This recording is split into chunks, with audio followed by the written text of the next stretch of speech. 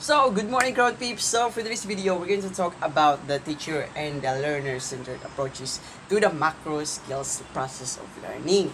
So, what is the teacher-centered approaches? So, teacher-centered approaches, or we can say the traditional approaches, beyond the 21st century curriculum.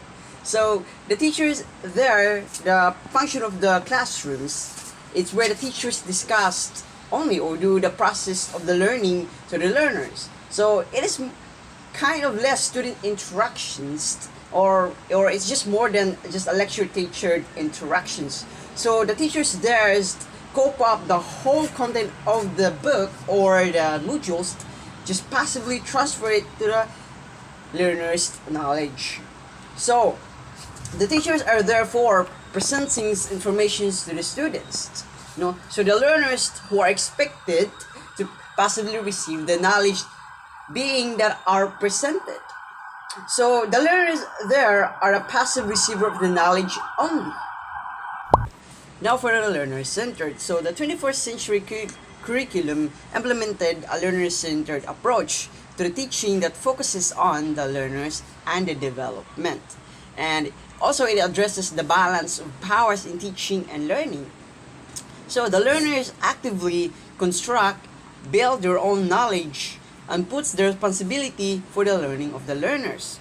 So what are the roles of the teachers there? So the roles of the teachers there are a facilitator.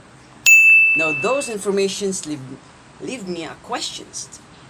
How do the teachers select materials in their classroom to target the development of the macro skills for the learners? So for that, I've interviewed a couple of teachers and educators to answer those. So it is not a video, but it's just a written type only, but I think I can make a voice to it. So let's listen to it.